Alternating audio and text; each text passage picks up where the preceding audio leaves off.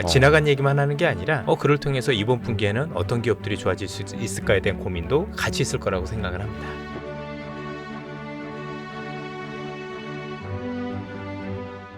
우리 신한 프리미어 패스파인더 오건영 단장님 진짜 오랜만에 오셨네요. 불러주셔서 감사합니다. 그럼 자주 모실까요? 예. 언제든지 말씀해 주십시오. 예. 아니 오건영 단장님 오랜만에 뵀는데 살이 많이 빠지셔가지고 예. 최근에 좀 빠졌어요.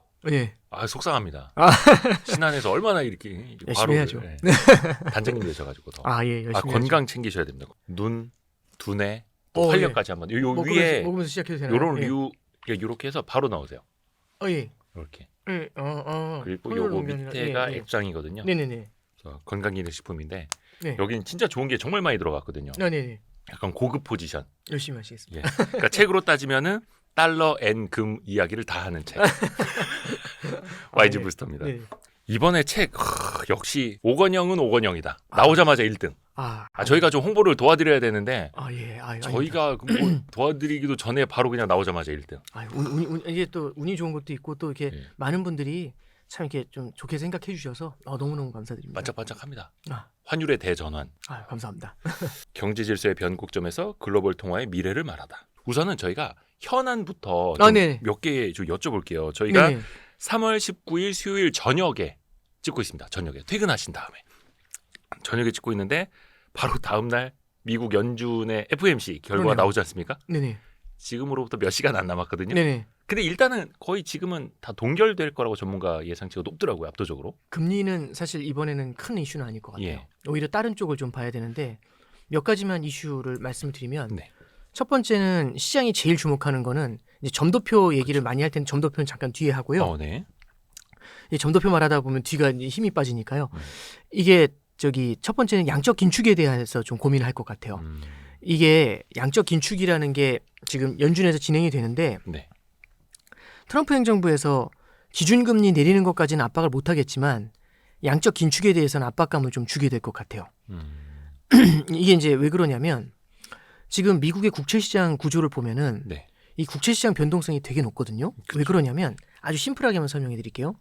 결국에는 국채의 발행은 늘어나는데 네. 국채를 소화해주는 수요자가 있어야 돼요. 그렇죠. 그럼 공급은 넘쳐나는데 수요가 있어야 되는데 그 수요가 제일 많은 수요가 연준이에요. 연준이 많이 사줬거든요. 네. 양적 완화로. 네.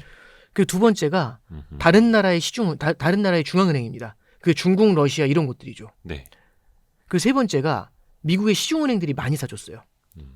보통 이렇게 해서 아주 붙박이로 얘네들이 이제 많이 사줬는데 예. 문제는 연준이 지금 양적 긴축을 하고 있어요. 네. 그리고 두 번째는요.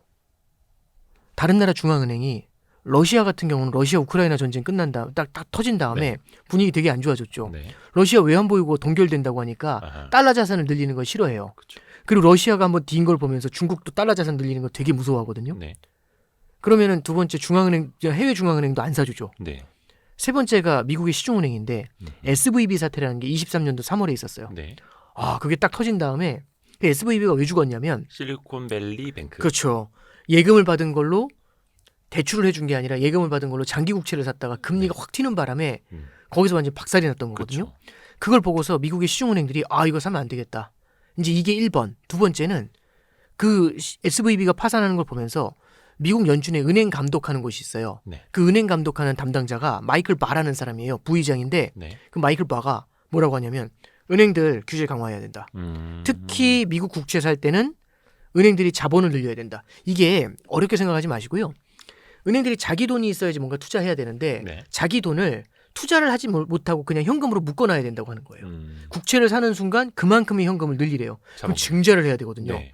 그럼 유상증자하면 어느 주주가 좋아하겠습니까? 싫어하죠. 그렇죠. 그래서 이제 말씀드렸던 것처럼 미국의 국채 발행이 늘어나는데 이걸 반대편에서 누군가 사줘야 되거든요. 네. 그걸 누가 사줬냐면 연준이 사주고 해외 중앙은행이 사주고 미국 시중은행이 사줬어요. 네. 근데 연준은 양적 완화가 아니라 양적 긴축하고 있고 그 다음에 미국의 시중은행, 다른 나라 중앙은행은 스톱이 돼 있고 미국 시중은행은 규제 때문에 안 사주고 네. 지금 이 구조거든요. 아하. 그래서 첫 번째는요.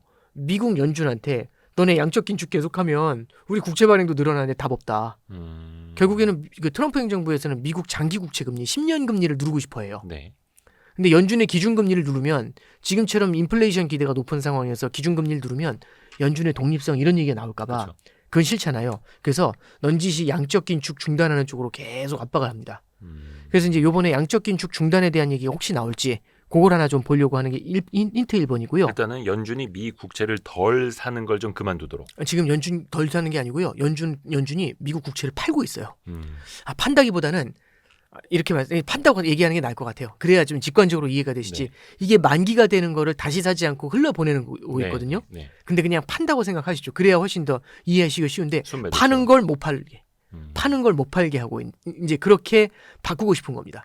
그래서 양적 긴축을 언제쯤 중단할까? 요게 아마 논의가 좀 될 수가 있을 것 같고요. 네. 그게 아마 가장 큰 핫한 포인트고 두 번째는 요번에 이제 어제였죠. 미국 연준의 그 이사 중에요. 그 미셸 보우만이라는 사람이 이번에 은행 감독을 하게 됐어요. 연준 내에서. 네, 앞서 말씀드렸던 마이클 바라는 사람이 잘렸거든요. 트럼프가 아하. 들어오자마자. 마이클 바가 하던 일을 미셸 보우만이. 네. 그래서 은행 감독하는 부의장이 없었다가 네. 이번에 새로 마이클 바가 나가고 미셸 이번에 보우만. 새로 미셸 보우만이 들어왔어요. 이 미셸 보우만이라는 분은요. 연준 위원들 중에서 매파 중에 왕이에요. 매파 중에 왕이라서 다들 금리 내릴 때 혼자 내리지 말라고 했고 작년에 50bp 인하할 땐 25bp도 쉽지 않아 이렇게 얘기했던 사람이에요. 그럼 매파면 돈 푸는 거 싫어하잖아요. 네. 그럼 이 사람이 은행 감독하면 되게 복잡하고 어렵게 하겠네? 은행들 돈줄을 줘야겠네? 네. 안 그래요. 이분은 스타일이 있어요. 예. 그러니까 우리가 이제 매파에 대해서 정의할 때 이렇게 보실 필요가 있어요. 돈이 풀려 나오는 루트는요. 이겁니다. 사람이 있는데 네. 정상적인 사람은요. 심장이 벌떡벌떡 뛰면서 온몸에 혈액을 공급하죠. 네. 근데 심장의 기능이 약화됐어요. 음.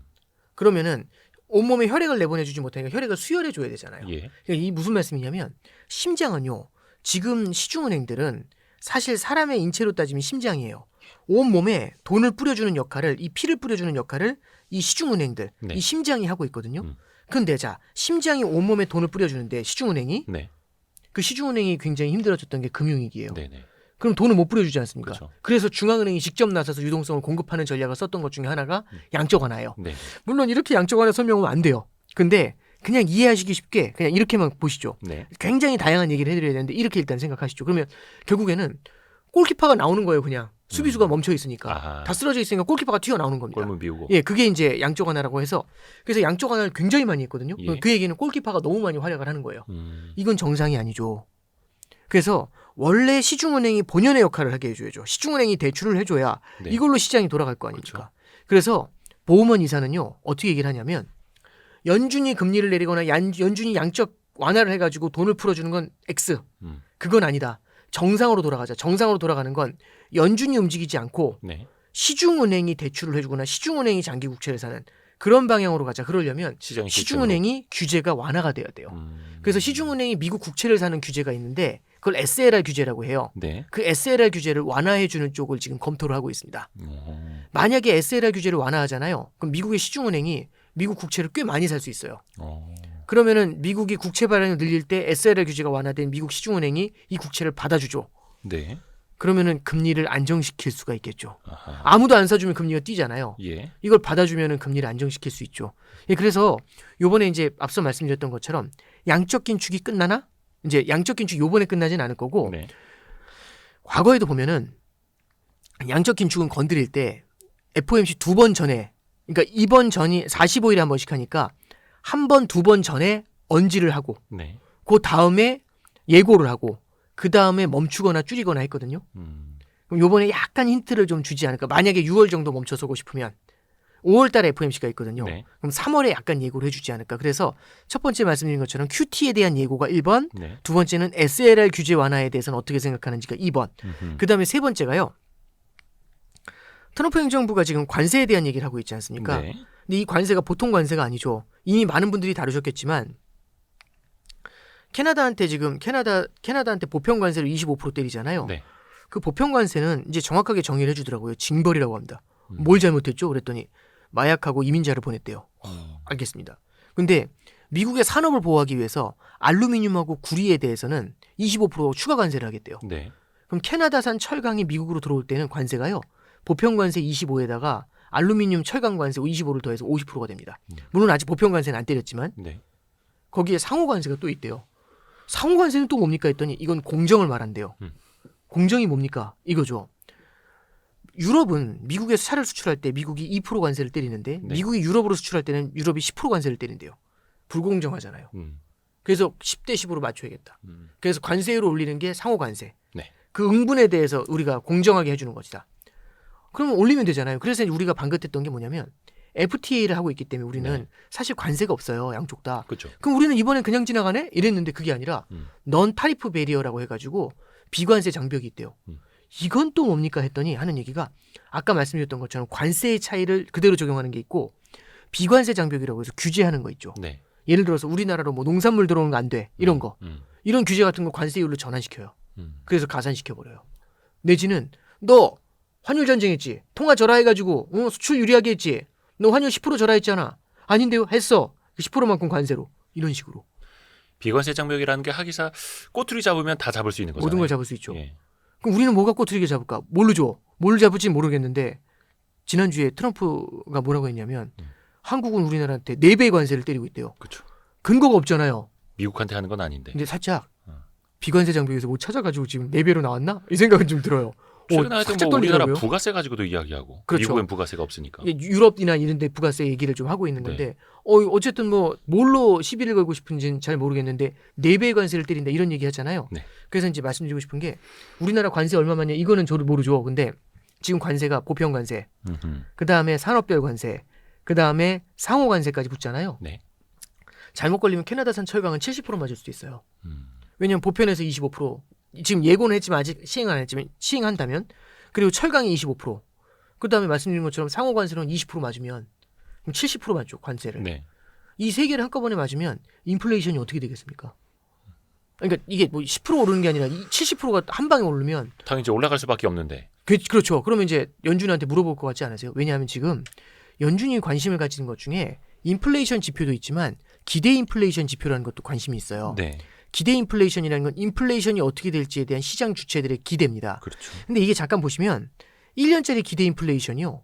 꽤 빨리 올라왔어요. 지금 4.8까지 올라왔는데 4.8은요. 22년도에 막 그 러시아 우크라이나 전쟁 때 인플레이션 문제 됐을 때 그때 레벨이에요. 그렇죠. 근데 그거보다 더 중요한 게 5년짜리 기대 인플레이션이 있어요. 5년짜리는 지금 이거 단기로 사단나는 거지 길게 가면은 인플레 안정돼. 이래서 보통 5년짜리 기대 인플레이션은 22년도에도 안 바뀌었었어요. 네. 근데 최근 그 5년짜리 기대 인플레이션이 올라오고 있습니다. 그게 올라오거든요. 그래서 이 연준에서 파월 의장이 맨날 FOMC 하잖아요.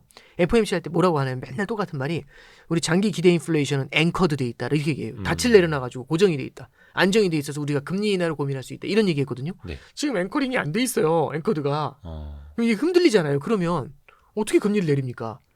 그러니까 기대 인플레이션이 이렇게 점화되어 있는데 그럼 이게 왜 그럴까? 그럼 관세에 대한 기대죠. 와 관세 얼마나 때릴지 모르잖아요. 네. 대박 때리면 물가는 뛰는 거죠. 그럼 물가 뛰기 전에 관세 때리기 전에 사야 될 거잖아요. 앞당겨서. 그렇죠.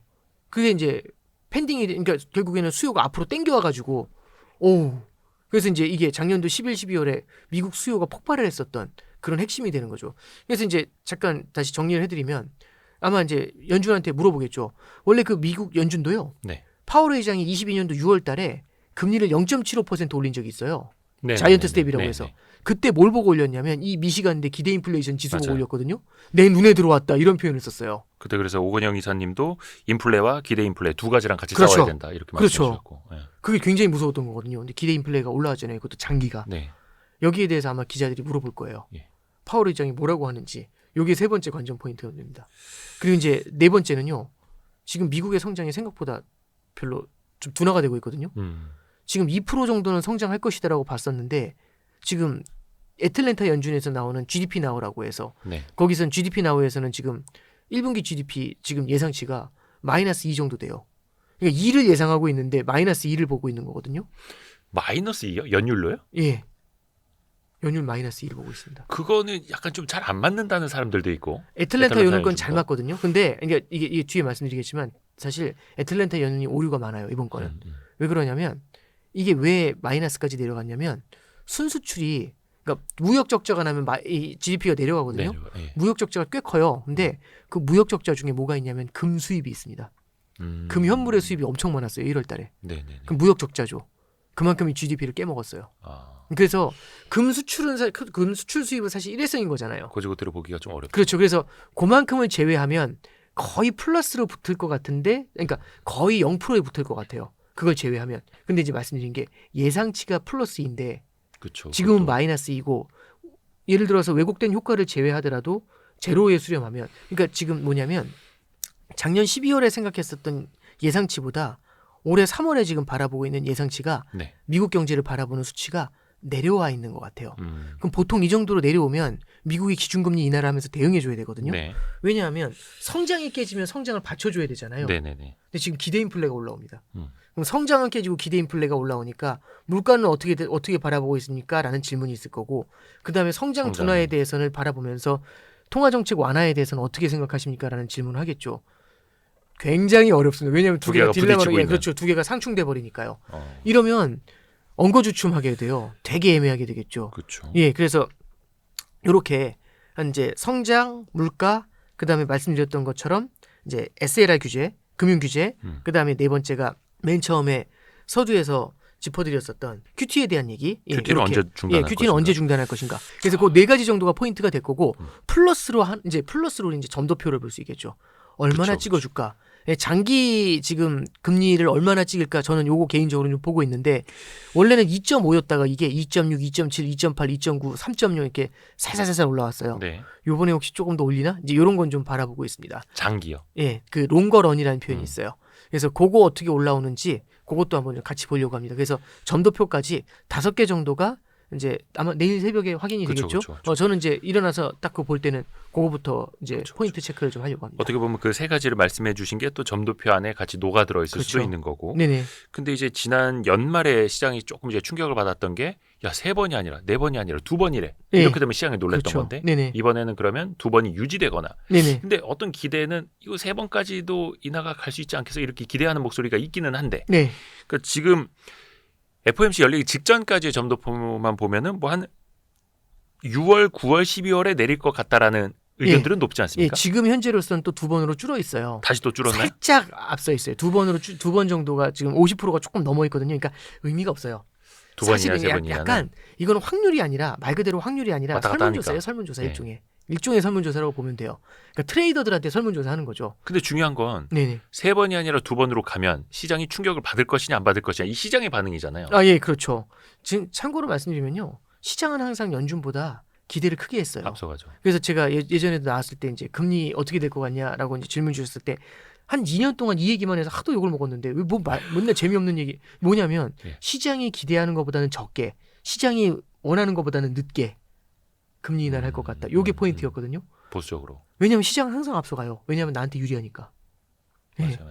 그래서 항상 좀 기대치를 좀 낮춰야 된다는 말씀을 여러 번 성장이 하셨고. 둔화되니까 바로 금리를 확 밑으로 잡아내리면서 금리 인하 될 거야 이렇게 보는 거거든요. 시장. 근데 그렇죠, 그게 시장이죠. 근데 지금 말씀드린 것처럼 기대 인플레이션이라는 장벽이 하나 있는데 연준은 그거 사이에서 기준을 잡아주려고 하겠죠. 그래서 점도표가 아마 3번 이렇게 내려가기가 만만치는 않을 겁니다. 그래서 앞서 말씀드린 것처럼 성장과 물가가 상충될 때 점도표를 어떻게 찍느냐, 요게 이제 우리가 하나 또 봐야 되는 관전 포인트다. 이렇게 짚어드리겠습니다. 그러니까 참 3월 FOMC에 봐야 할 게 굉장히 많네요. 그렇습니다. 네. 물론 이제 20일 아침에 뉴스는 쏟아지겠지만 네네. 요거로 좀 우리 오건영 이사님이 말씀해 주신 거를 좀 바탕으로 생각을 좀 해봐야 될 테고. 네네. 이 책에서도 보니까 아참 이 환율에 대전한 그 좋은 댓글 써주시는 분 3분 선정해서 저희가 책 보내드리겠습니다. 환율에 대전한 멋진 책입니다. 아, 감사합니다. 근데 책에서는 네. 과거와 같은 저금리 시절은 도래하기 힘들 것이다. 아, 예. 이렇게 말씀하시더라고요. 네. 그거는 뭐 이제 그러니까- 저금리 기준도 상대적으로 봐야 된다는 말씀도 있었는데. 그렇죠. 예. 그러니까 이제 이런 거죠. 저기 한 3년 전에 예. 그때 우리나라 금리가요. 정기예금 금리가 한 4.5 했어요. 레고랜드 사태 전후했을 때. 네. 한 4.5 정도 했거든요. 그때 1년짜리 정기예금 금리가 물어봤어요. 음. 올해는 모르겠지만 한 3, 4년 후에는 금리가 위에 있을 것 같아요. 밑에 있을 것 같아요. 이렇게 물어봤어요. 네. 그러니까 이제 거기서 보면 4.5라고 말씀드렸잖아요. 2.5에 있을 확률이 높을까요? 아니면 6.5에 있을 확률이 높을까요? 물어봤어요. 어디 찍었을 것 같으세요? 그래도 좀 사람들이 내려갈 거라고 생각하지 그렇죠. 않았을까요? 2.5로 찍죠. 예. 2.5에 100% 찍었어요. 6.5 찍는 사람이 없었습니다. 한 분 있었어요. 그랬더니 강의장에서 한 분이 네. 저 혼자 손 들었거든요. 예. 다 쳐다봐요, 그분은. 어. 어떤 느낌이었을까요? 이상한 사람이라는 느낌 아니었을까요? 그렇겠죠. 예. 그게 그때 당시 분위기예요. 근데 지금 금리가 한 3% 정도 되잖아요. 네. 지금은 어디까지 내려올까? 지금 1을 볼 것 같으세요? 5를 볼 것 같으세요? 1까지 가기도 참 무리일 것 같은데요. 내리는 애매하죠. 기대를 하더라도. 예. 예. 이젠 약간 위를 보시는 분들도 계세요. 그게 왜 그러냐면 3년 정도 지났는데 금리가 생각보다 안 옛날처럼 내리니까. 빠르게 안 내려와요. 특히 미국 금리는 진짜 안 내려와요. 네. 우리나라 금리는 내려왔거든요. 이유는 뒤에 설명해 드리겠지만 네. 미국 금리는 잘 안 내려와요. 그래서 채권하시는 분들이 되게 힘들어 하시는 거거든요. 네. 미국 금리가 생각보다 잘 안 내려오니까 이걸 보면서 이제 그럼 금리는 어떻게 될 거냐. 저는 이제 옛날의 금리로 돌아가기 어렵다고 말씀드린 이유가 첫 번째는 그건 것 같아요. 뭐냐면 지금의 인플레이션이 40년 만에 인플레이션이거든요. 네. 그럼 그거는 이제 이렇게 말씀드려 볼게요. 홍길동이라는 사람이 있는데 네. 40년 동안 당뇨를 겪어본 적이 없어요. 음. 당뇨를 겪어본 적이 없는데 이 친구가 두통이 있어요. 예. 머리가 아플 때마다 단 걸 먹으면 좋아요. 단 걸 먹으면 낫더라고요. 네. 그래서 단 걸 미친 듯이 먹었어요. 네. 그랬다가 당뇨가 40세에 걸린 겁니다. 예. 40년 만에 드디어 태어나서 처음으로 당뇨가 왔어요. 자, 이제 당뇨로 홍역을 치르고 있는데 자, 그럼 이때는 당뇨 때는 먹을 수가 없지 않습니까? 그렇죠. 처방이 달라져요. 그렇죠. 근데 자, 이제 한 4, 5년 지나서 드디어 당 수치가 안정이 됐어요. 그래서 퇴원을 해도 된대요. 네. 그래서 병원을 나가려고 합니다. 병원 나갈 때 의사가 뭐라고 할까요? 이제 정상인 됐으니까 마음대로 단 거 드시오. 이렇게 할까요? 아니면 아니죠. 식단 관리하셔야 된다고. 관리해야 돼. 절대 단 거 드실 때 정말 조심하셔야 된다고. 그쵸. 어느 쪽일까요? 그 후자겠죠. 무조건 당연히. 후자겠죠. 네. 그럼 그 친구는 질문이 이렇게 바뀌는 거예요. 그 친구는 나와서도 옛날처럼 단 걸 먹을 수 있을까? 이 질문이거든요. 네. 지금 못 먹는다고 답을 하시는 거잖아요. 자, 그럼 이렇게 말씀드려 볼게요. 미국 경제가 어려울 때마다 돈 풀었어요. 네. 그러다 인플레이션을 40년 만에 만났거든요. 네. 인플레이션이 없을 때는 돈 풀어도 돼요. 인플레이션을 만났잖아요. 그래서 얘기하는 거죠. 지금 돈 옛날처럼 풀면 인플레 또 튄다. 큰일 납니다. 예. 그러면은 질문이 이렇게 바뀌죠. 옛날처럼 양적 완화를 퍼부을 수 있을까? 근데 양적 완화를 퍼붓지는 못하더라도 미국의 M2라든지 그 유동성은 조금씩은 증가를 하는데 그렇죠. 그 증가율이나 증가세가 그렇죠. 과거만큼 안 될 것이다. 그렇죠. 근데 시장이 이미 거기에 계속해서 적응되어 있고. 그렇죠. 그러니까 경제가 성장하는 만큼 유동성이 늘어나는 거 이런 건 오케이죠. 예. 근데 옛날처럼 양적 완화 같은 걸로 막 양적 완화의 기본적인 핵심은요. 미국의 장기 국채를 사요. 장기 국채 금리를 인위적으로 누르는 거거든요. 네, 네. 그거 쉽지 않아요. 예, 그래서 이제 여기서 말씀드리고 싶은 거는 첫 번째는 옛날과 같은 저금, 그러니까 금리가 안 내려간다가 아니라 옛날에 우리가 보셨던 것처럼 0% 1%대 이런 진짜 초저금리 있죠. 네. 이쪽으로 돌아가는 거 이제는 정말 쉽지 않을 것 같다. 이런 말씀 드렸어요. 왜냐하면 40년 만에 인플레이션이 만들어낸 단절인 거죠. 네. 거대한 단절이다. 이제 이렇게 보실 수가 있습니다. 근데 거기에다가 트럼프 관세까지 이제 앞두고 있으니 그러니까 트럼프 관세는 저는 좀 이런 생각을 해요. 이게 어떤 영향을 줄 것인가. 트럼프의 관세라는 건요. 트럼프 행정부에서는 이렇게 얘기해요. 관세는 일회적인 것이다. 왜냐하면 올해 올리면 내년에는 똑같이 올라가진 않잖아요. YOY로. 그렇죠. 그러니까 올해 올리면 올해 70%를 올려요. 그럼 내년 이맘때에는 70%가 관세 때문에 올라 있잖아요. 네. 그 다음에는 안 오르잖아요. 그래서 트럼프가 얘기하는 건 이거 일회적인 거다. 일시적으로는 물가 상승 나온다. 오케이. 네. 근데 얘는 일회성인 효과다. 옛날에 혹시 연준에서 이거 인플레이션 일시적인 거예요 했던 거 기억나세요? 그렇죠. 러우 전쟁 터지기 그 느낌 직전까지. 나죠. 예. 그 느낌 나시죠? 예. 예. 잘 보세요. 이제 이겁니다. 그래서 트럼프 행정부에서 이거 일회적이다. 일시적인 거라서 큰 의미 없다. 그래서 이거 관세 올려도 된다. 그래서 이제 해석하는 사람 중에 저는 개인적으로 흥미롭게 들었던 것 중에 뭐가 있냐면 네. 저도 음모론 별로 안 좋아해요. 근데 내년에 11월에 중간선거가 있어요. 미국이. 네, 네, 네. 그럼 내년 11월에 중간선거인데 중간선거에서 이기려면 인플레이션이 안정이 돼야죠. 그렇죠. 바이든이 쫓겨난 이유가 인플레이션 때문이에요. 그렇죠. 그걸 엄청 공격했는데 그렇죠. 트럼프가. 인플레를 안정시켜야 되거든요. 예.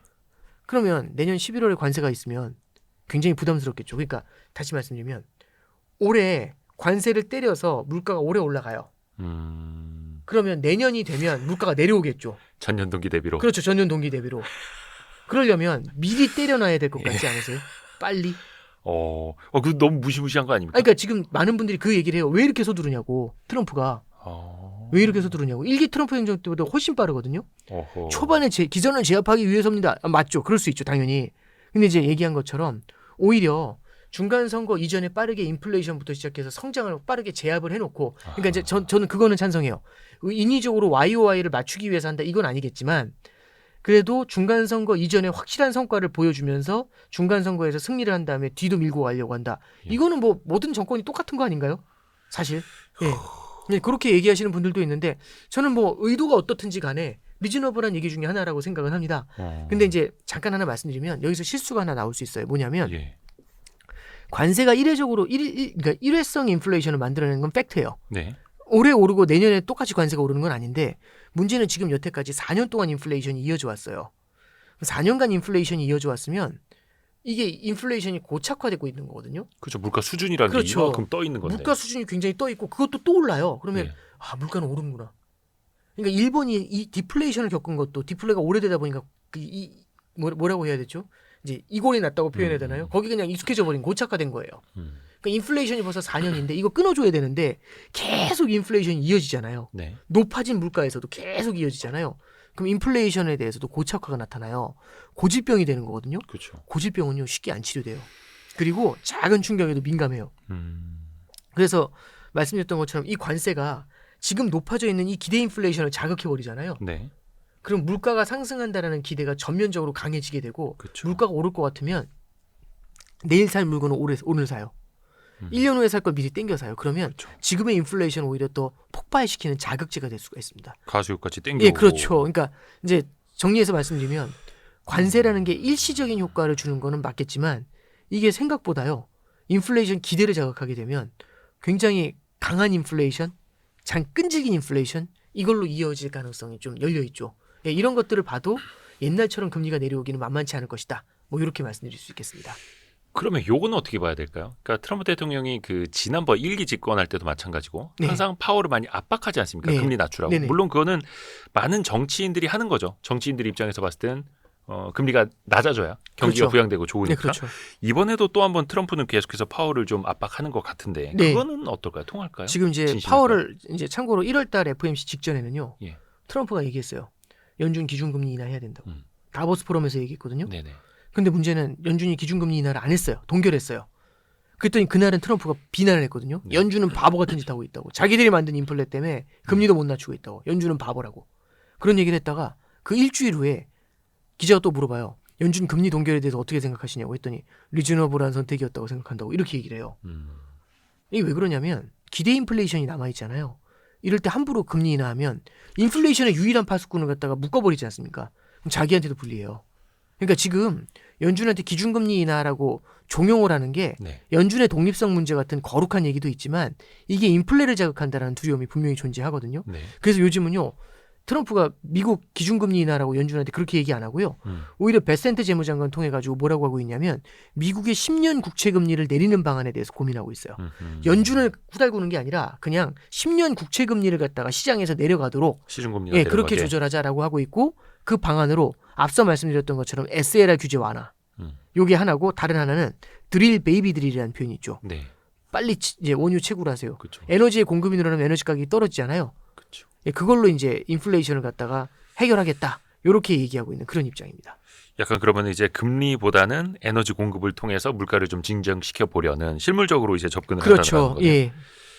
그 이후는 어떻게 될까? 저도 이제 야식 잡설로 한번 좀 다룬 적은 있습니다만 제롬 파월 의장의 임기가 내년 5월까지더라고요. 아, 예. 그럼 이제 거의 한 1년 2개월밖에 안 남은 거잖아요. 아, 네. 1년 2개월은 사실은 짧은 거고 그 이후가 더 걱정된다는 시선들도 많더라고요. 그러니까 트럼프가 오히려 자기 입맛에 맞는 연준 의장을 좀 투입을 시켜서 금리를 본인이 더 이제 낮추려고 하지 않을까. 물론 예. 이제 그 이후가 되면 한 1년여가 흐른 다음이니까 앞에서 말씀하신 것처럼 YOY로 물가 상승률도 좀 진정돼 보이고 그러면 그때부터는 뭔가 좀 저금리로 좀 유도할 수 있지 않을까요? 트럼프가? 그때의 물가 상황이 어떨지 모르겠어요. 그러니까 이제 관세 효과가 YOY로 줄어든다는 건 맞는데 네.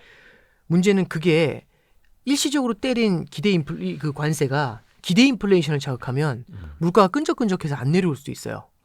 근데 물가가 안 내려오면 트럼프의 오른팔이든 아니든 그게 중요한 게 아니고요. 연준은 기준금리 인하를 할 수가 없습니다. 물가 자체를 네, 봐야 물가 하니까. 자체를. 왜냐하면 지금 인플레이션 기대가 너무 커요. 그래서 이거는 제어를 해줘야 되거든요.